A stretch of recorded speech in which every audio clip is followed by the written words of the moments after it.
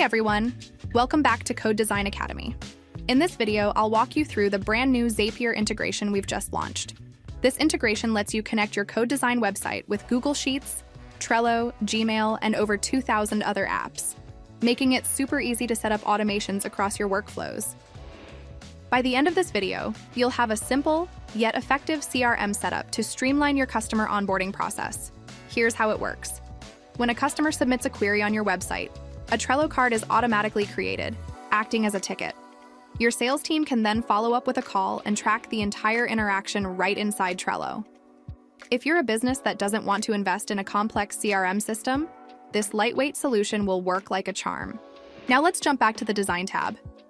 Here we have a sample website built for a design studio. Most users here will likely reach out via the contact form. Our goal, as you saw earlier on the quick demo, is to set up an automation where when someone submits their name, email, city, callback number, and a message through the form, a new callback ticket will automatically be created in Trello as a new card with all the information. From there, the customer support team can follow up, move the card to completed calls if the callback is successful, or to no response if they couldn't connect. We've already signed up for both Zapier and Trello, which you'll need to do before starting this setup. Now, let's head over to CodeDesign Builder. We'll go down to the footer section and click here on Project Settings. In the Project Settings workspace, select the Integrations tab. Once there, you'll see the Zapier integration listed here. Go ahead and click on the Connect button here. Now you'll be taken to this Code Design integration page on Zapier, where you'll be asked to connect your Code Design account. Click on this button here and it will automatically create a Zap for you. This is where you'll set the trigger and action.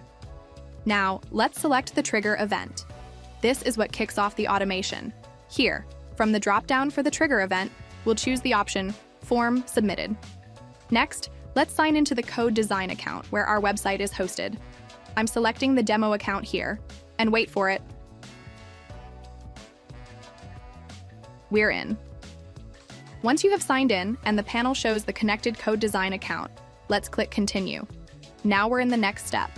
Here we need to select the project and form element we need to get data from. Since we've connected our account, we should now see all our code design projects here.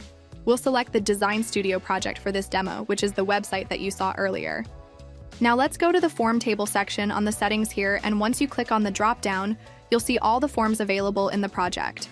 Since we only have one page and one form on our project, let's go with the option Contact Form on the homepage, and then click Continue. Now our trigger is all set. You can test the trigger to make sure it's pulling in the right data. As we can see, it's working. It fetched the first name, email, city, phone number, and message. Great. I'm selecting this sample record and moving forward.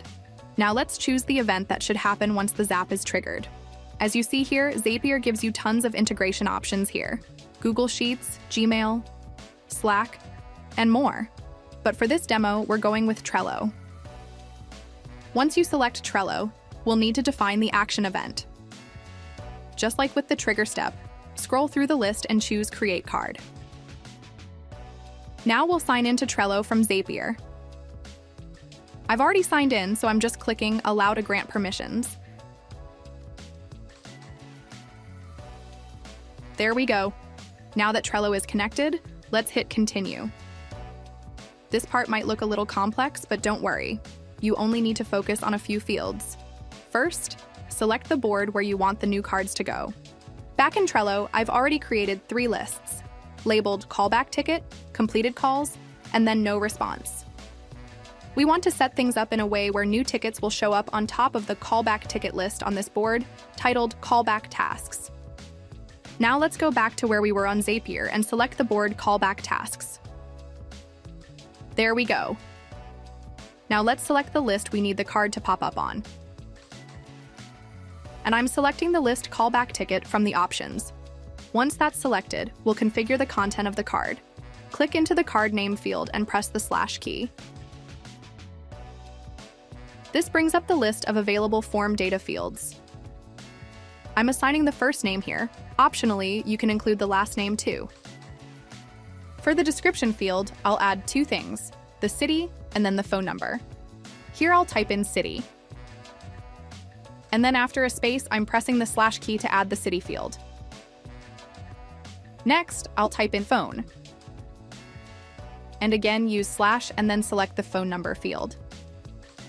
This way, the description will include both the city and phone number the user submitted. If you want to add color labels, you can do that as well here like this. I'm going with a red label for visibility. Now make sure the card position is set to top here. This ensures that new entries appear right at the top of the list, not buried at the bottom. That's the basic setup. Click Continue.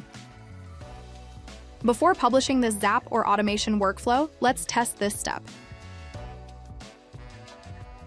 As you see here, the test looks good and the sample form data is showing up properly in the Trello panel here on Zapier. Now finally, let's publish this Zap. All right, once it's published, I'm renaming it to something more descriptive by clicking on the current name Untitled Zap.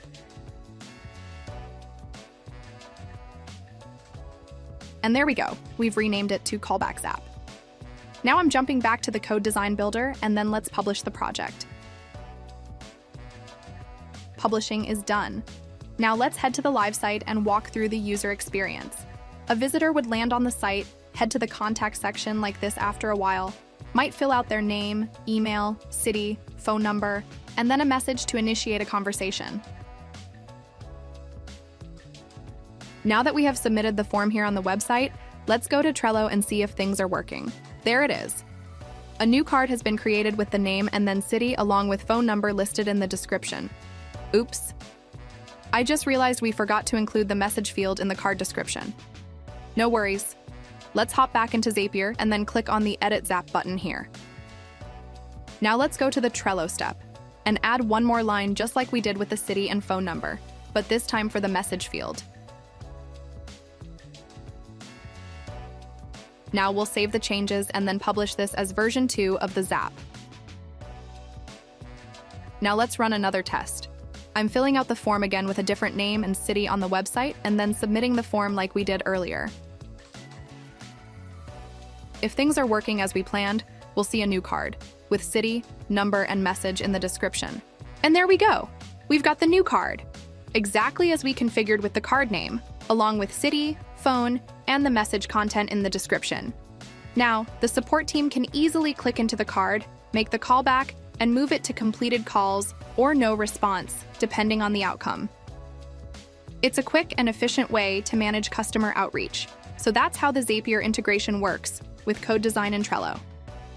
I hope this video has been helpful.